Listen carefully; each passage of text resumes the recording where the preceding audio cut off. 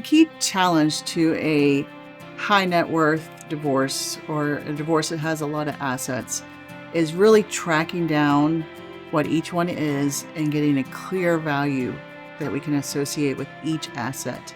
And when we have a lot of assets, obviously that's going to take a lot more work. I find that we'll typically need to subpoena some information to make sure that we're getting the up-to-date best information that we can, and just keeping track and being very methodical on making sure that each of those properties are divided. And that division can include not only the typical assets that you would think of, but health savings accounts can be divided. We can look at Bitcoin division. We can look at digital assets of any kind and how we divide those. Travel points, any kind of membership that has points associated with it, those can be divided. And so just making sure that we're looking through each and every asset, getting a good value on those, and then making sure that we get that equitable division that is required by the courts.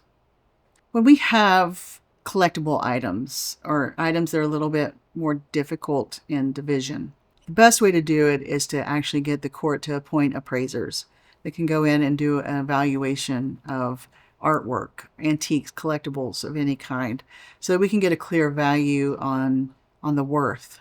For instance, comic book collection I've dealt with in the past, making sure that one comic book isn't worth a lot more than others, and so that we get an unfair division. We want to make sure that we get a valuation on each of those books. So you want to get individual valuations so that you can really look and see what the true value of each asset is, so that we get an equitable division in the end. There are not child support caps in any kind of a high net worth. We do have guidelines in Texas that puts a cap on it at a little over $11,000 per month of income.